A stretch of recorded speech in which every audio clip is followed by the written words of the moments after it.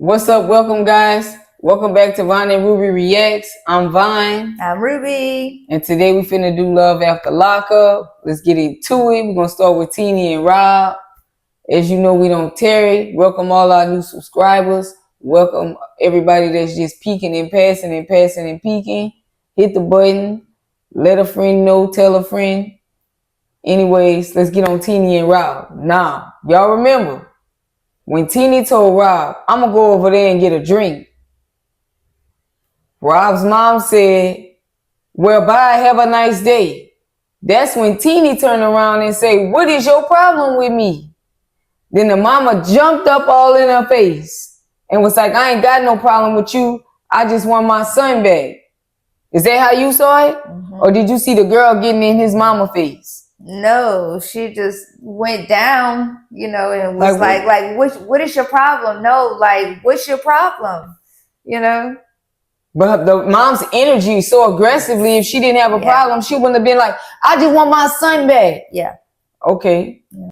Now the children in the background, they got their mouth open, they in shock. Rob's mom all in Tennie's face. Tennie mushed her face back. That's when the mom extended her arm and got that lick off in her face. Now Rob trying to separate them, and his girl's like, why you holding me back? Why you holding me back? They fall on the ground, Rob and the mom, but her head hit this cushion that was right there. So he's trying to separate his old lady and hold down his mom. And Tennie ended up getting her foot and holding it. And the mom's yelling, you got my foot, let go my foot. So she really don't get to get her lick back or stomp or put feet to face. She don't get to do that. Would you agreeing so far? Mm-hmm. Yes. Now they calling each other B's and all kind of H's, O's, all in front of the children, in front of production, in front of the place they at the welcome home party. They done lost all sight of the children. Rob is saying, it's over. This is over. Rob's mom is yelling to him, you could be with her. You could be with her forever. I don't care. And she's walking off. Production's following them. Rob asked Tennie, why you got to get in her face like that? And she was like, it's all good. You could blame me. He said, it ain't blaming. And she said, well, why she had to come here with an attitude, though? She was already in an attitude. Why was she like that? Why was she like that? Ask that. She said, you sat in the cell for 16 years and she never came to see you once. And he like, I told you to chill with all that, right? Yeah. Quit bringing that up now, right now. Just chill. Mm-hmm. But she still can't get over that. She said it was just her. She tell him to get out of her face. Meanwhile, Rob's mom is in the elevator. She a money-hungry bitch. If her son left, her ass wouldn't even be able to make it. Ooh, the mom jabbing her. Mm-hmm. Oh, gremlin gobbing ass.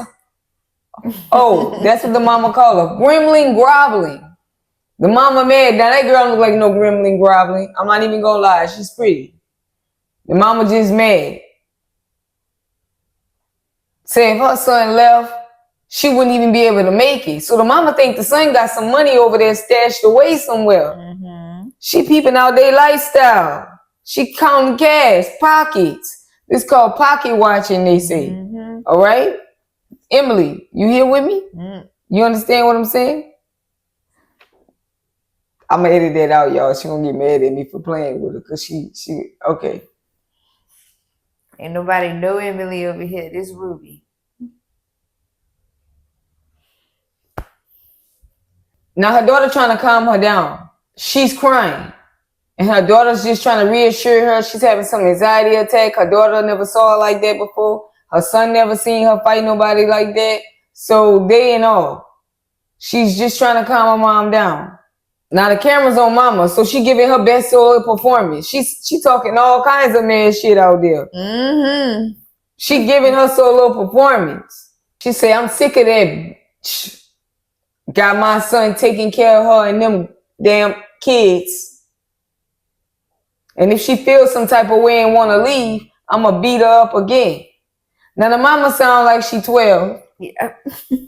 You sound mad about something. Yes. The clear part that makes what this argument is for the mom is, she's emphasizing her son taking care of her and them damn kids.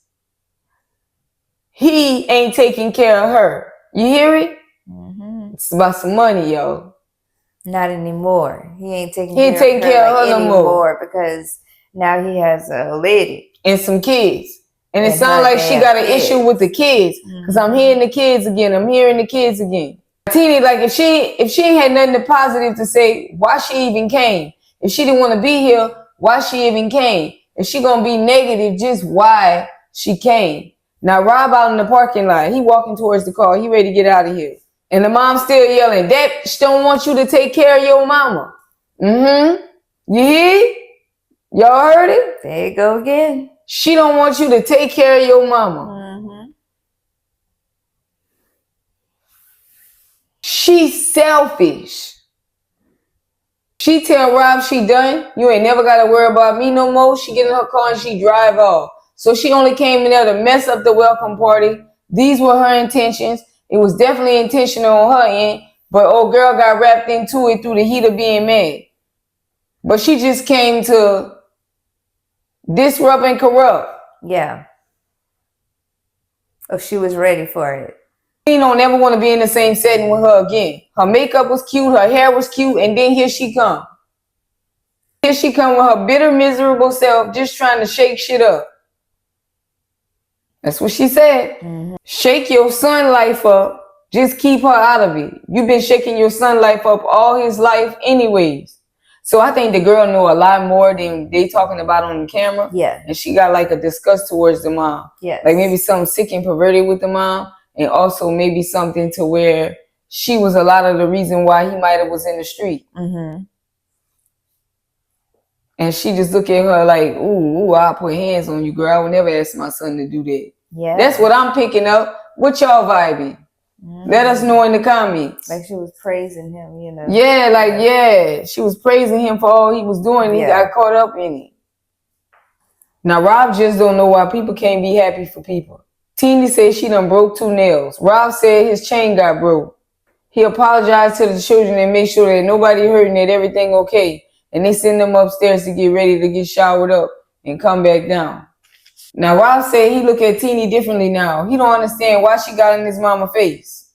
Tennie want him to work things out with his mama, but she just don't want to have nothing to do with it. She wouldn't love nothing more for them to work it out, but she don't want to be in the same setting with her no more. Rob lost for words on it.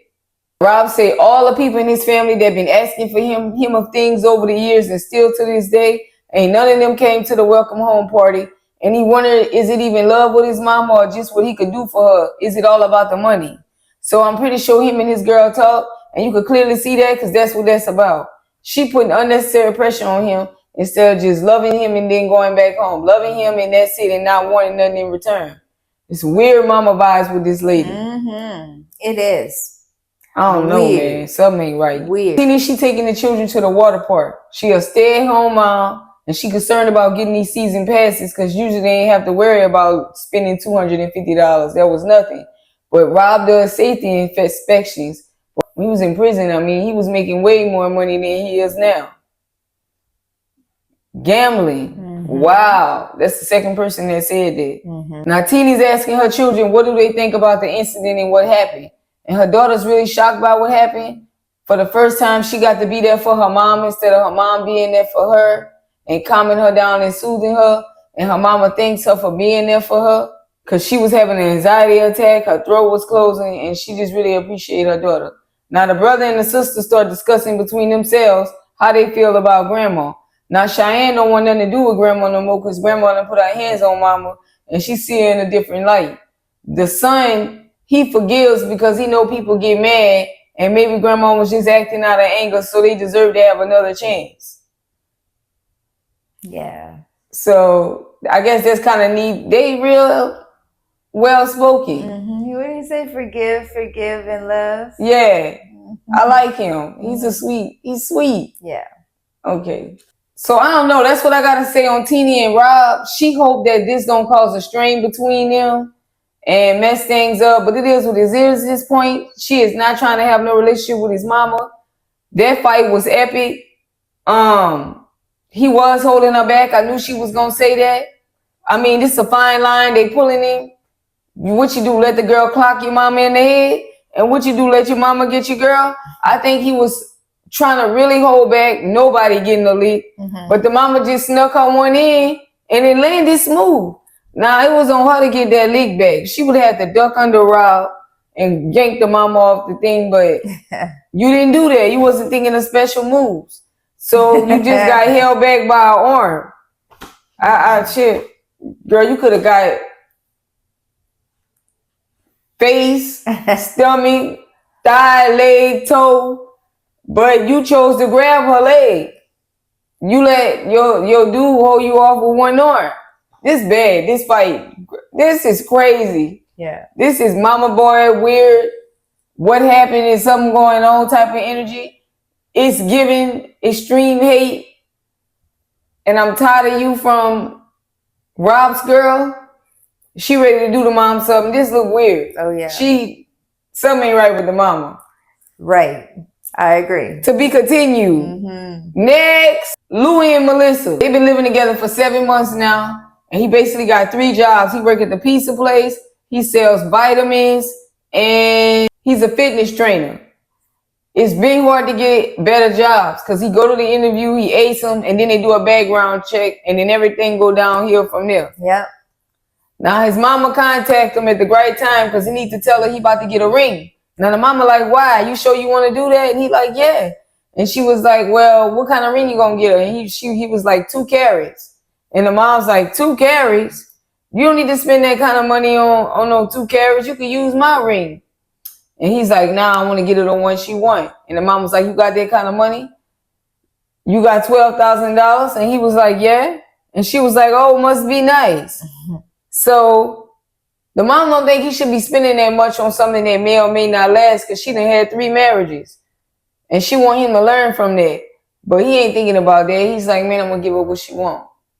And the mom like, maybe I don't know the girl that well. I ain't get to spend enough time with her to really know who she is to have a say about her. Him and his girl, they go out to do a plunge in the cold water. And that's going to make him feel like she has a commitment to him. So they do it and they have fun. That's when she ended up discussing the rings. We'll put it on his mind for him to go talk to his mama about it. So he ready to do this and be a grown man. While the mama like kind of trying to talk him off the ledge. Because the mama like, how you know she won that? You sure she won that? He like, yeah, she the one harassing me about it. So the mama like, okay. I think the mama just need to get to know the girl. The girl need to make herself available and it should work out. Yeah. Other than that, I think this mostly acting. I don't believe they all got a problem. I think the mama cool or cheap. Maybe so. That was pretty much that happened on Louie and Melissa. So we're going to move on to the next couple. Next, Troy and Zeruiah. Now, by Zeruiah confessing to Troy that they were behind 2 months on rent, she thought she was talking to her best friend, her husband, the head of the household. So she thought she was doing the right thing. I think that's very manipulative. Very. You was really late on how you handled it all. You wasn't doing the right thing. You was doing the right thing at the wrong time, at the last minute.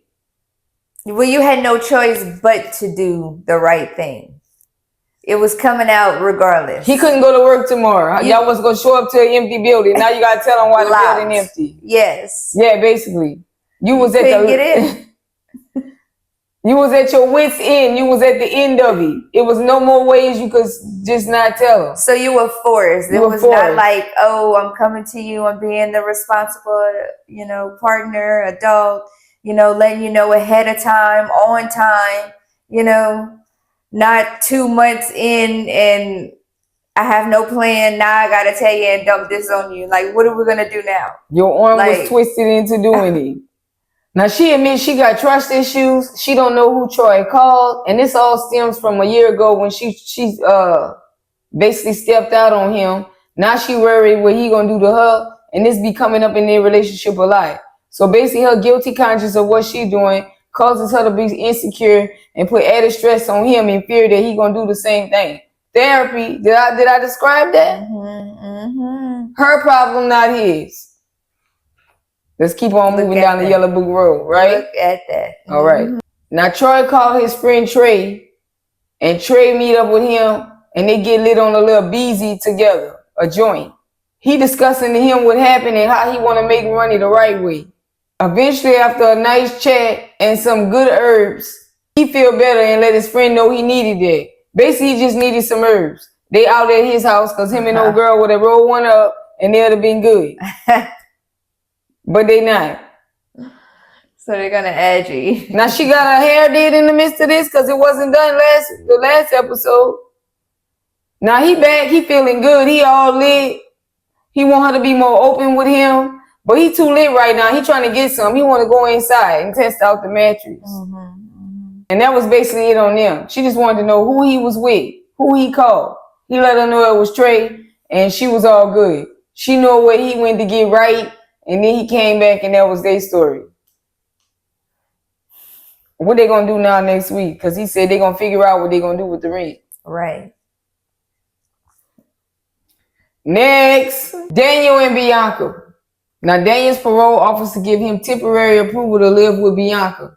He come outside to meet her. He asks if she ever been on parole before. She say no. She say she never even been arrested. He said, all right, it's just gonna be you living there? And she was like, yeah. So he said next week somebody gonna come by, an officer, check things out to make sure everything's okay. So she was like, he get to live with me? He was like, yeah, temporarily for now till we verify that everything's okay. All right. Now he's saying, Daniel's saying he knew that parole was going to go through smooth and it wasn't going to be an issue. Wow, look at the differences, huh? I don't know if it's the state or what. Right. Now they in the car and he talks about, hey, we didn't wear no protection last night. And she said, yeah, he 2 times in me last night. Released. Now he want her to take the blue pill. Now, today. And she wouldn't be upset, she said, if she was pregnant. She would keep the baby. She's actually hoping she's pregnant. And he's like, nah, girl. I already got a son. I contacted my ex-wife. She ain't responding back to me. I have no concerns about her keeping my son from me because that's illegal.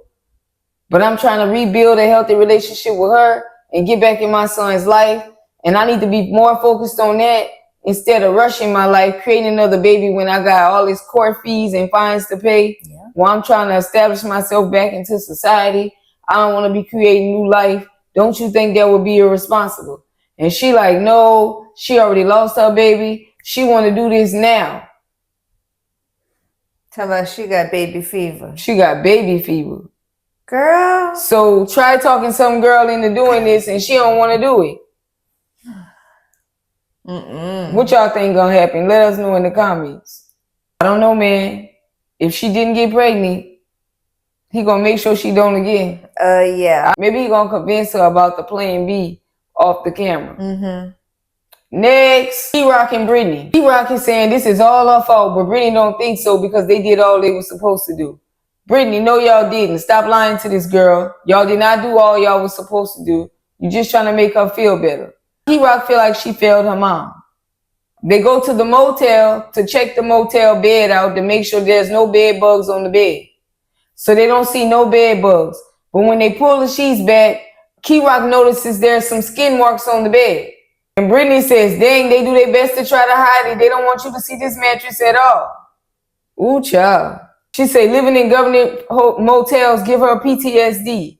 Because when she was 15 and 16, she was in and out of motels and sometimes she'll stay at a friend's house because she was homeless. So she can imagine going through something like this again, which is what they're about to do. Ooh, child. Now, Brittany asked Kerok, when we going to tell your mama?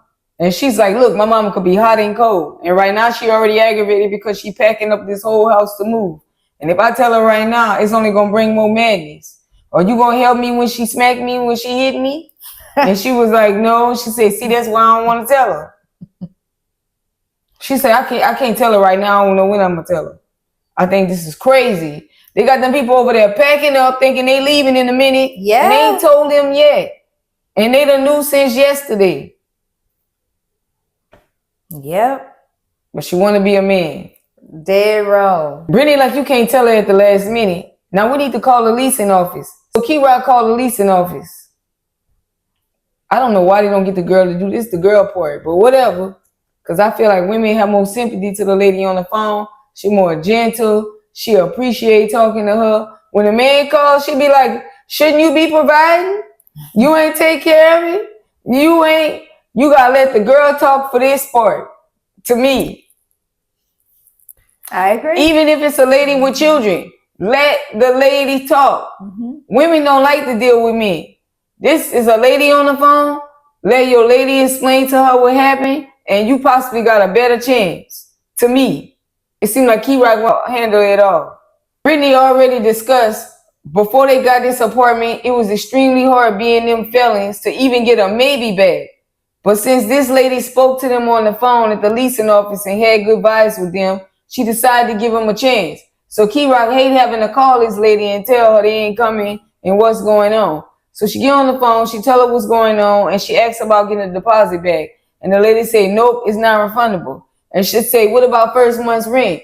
And the lady like, nope, because we're going to be losing money since we then held it off the market, which I think is crazy, no not. Your mama could go and y'all can continue on paying the rent. You might could be there in 30 days. Just keep working and put your money there since the government provided hotel is covered by them. So keep on to your job, but she probably quit the job and ain't making money there now. What job? All you can do is wait now and just focus on that and go up there. And your mom and them got to have the rent after that. They better DoorDash. Yeah, they could be DoorDash and boom. Waiter. They need to do that, DoorDash, waiter, Uber, stuff like that. And take that money and make sure the rent get paid up there if they all living together. The lady tell them no. I'm like, wow. So they get off the phone with her. I'm like, what's the plan? They ain't discuss it. Later on, they get to the house and production's going in the house. And the mom's like, don't put me on the camera. Take your bright off. Take your bright off. Don't play with me. So the mom ain't in no mood to be on the camera. So production leave her alone. So later on, production asked the mom if she excited. And the mama said, yeah, but I'm scared at the same time because I never drew that far before. But this is something I'm going to do. I'm going to give this a try. I never done this in my life. But she really upset because she had to pack that whole house by herself and them boys could have helped her and they didn't. Because it was a whole lot and they put her in a bad mood. So that's why she was mad because Kerok was ducking the work and the other son was napping, looked like. Eventually, they all outside. They ready to get in their cars and go. They literally waited to this moment to tell the mama, hey, because the mom say, who following who? Look, we're not going to Texas. We got denied approval. The mom said, you been kidding me. What? They say, how long you knew this? Since yesterday. What? Exactly. You had them people pack their house up and you waited till it was time to drive off. Like, I don't believe it. Cause you were scared. The mom and them say, I'm getting in the car with the other son and they take off to Texas. They tell them bye. Kerok and Brittany gonna go stay to the motel. Now Brittany's just not feeling it. She getting the creeps. I'm glad the mom and them going are they going to the house where they all was supposed to move in together? They gonna set up there and the mom and them gonna take over and continue on and wait on them. I think that's the best than losing your deposit at all. I think so. Or unless the mom was going out there and she already had her own place set up. But she said they all was going together as a family. And they already was all living together, right? When they probably was. That's the best bet when you first going out for the first time. Yeah, all live together and split the rent so everybody could get it away and get out on their own. But Kerok and them, I don't believe they waited that. They couldn't have waited to the last minute like that. What y'all think about that? Y'all believe that? Yeah. Let us know in the comments if y'all believe that she waited until they needed to leave. Next. Justine and Michael. Now, Justine bring up the vasectomy again because she don't want to be the one to get her tubes tied, I'm assuming. And she said, getting a vasectomy is nothing. It's like getting your eyebrows done. And Michael's like, how do you know? How many times you had a vasectomy to know? I told you I don't want to do it. I don't want nothing to happen to me. You could do it. It's pretty easy. I actually agree with him because with guys, they already could have their private not working for any reason. It could be they drinking. It could be what they eating. It could be all kinds of stuff. He said he don't want to mess with it and play with God. If he have a child when he's 75, then he was meant to have a child. And she was like, who you want to have a child with at 75 when my tube's going to be tied? And I'm like, if your tube's going to get tied, then why you harassing him about this anyways? Yeah. To me, here's a true perspective. At the end of the day, this is about Justine. It's not guaranteed that they're going to stay together for the rest of their life. He could possibly, her and him, split up 2 years from now, a year from now. And he, wherever he had, making another baby with another girl because the guy could do that. But her, the risk is on her. Yeah. She already said she gonna choose her child and choose not to live. So what if she go out there later on and her and him not together? God forbid she a widow, very young, and she meets somebody and they happen to conceive a child. Now she gotta choose the child and tell all the children bye. At the end of the day, it's about her not getting pregnant again because she is already on her 5th C-section and they already told her make the 4th one the last. Mm-hmm. Her baby ain't even 2-3 months, so they cutting again way too early. So that's what makes it extra high risk. So it's her that got the risk on her.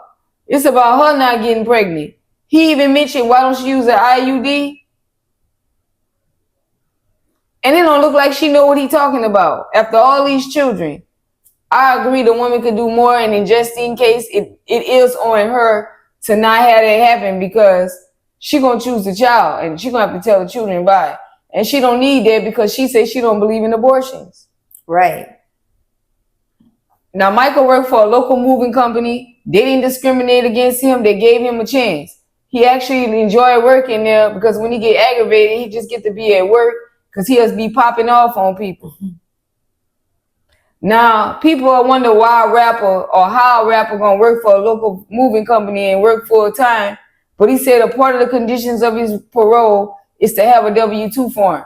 I'm pretty sure there gotta be a way your company, you doing W-2s rapping. I mean, there's gotta be a professional way that you show that you making money.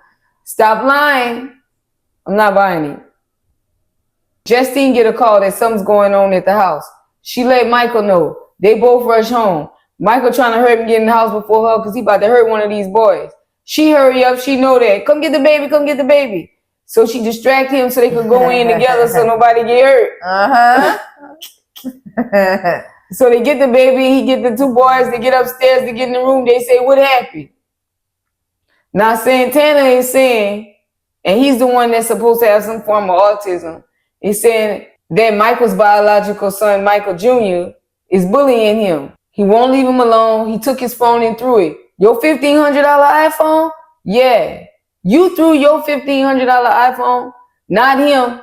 He himself threw his $1,500 iPhone because Justine's son kept bullying him, telling him if he was a man, he'll do something about it. He'll push him back.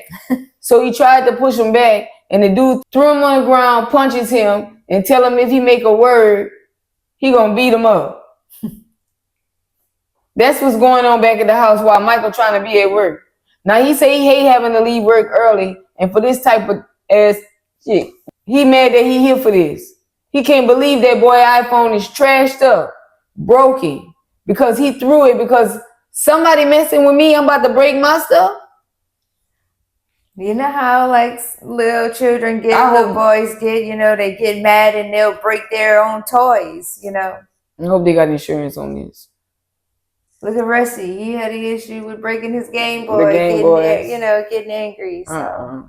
Michael said this blended family is some tough stuff to deal with. And his son only been living with them a few months. And he considers himself to be the father of all them boys, but it get tricky sometimes. So what, sometimes he feel like he on his son's side? He asked him how this happening, and his son say he kept talking out of pocket. So he had to put him down. He had to put hands on him. He said, talking out of pocket how?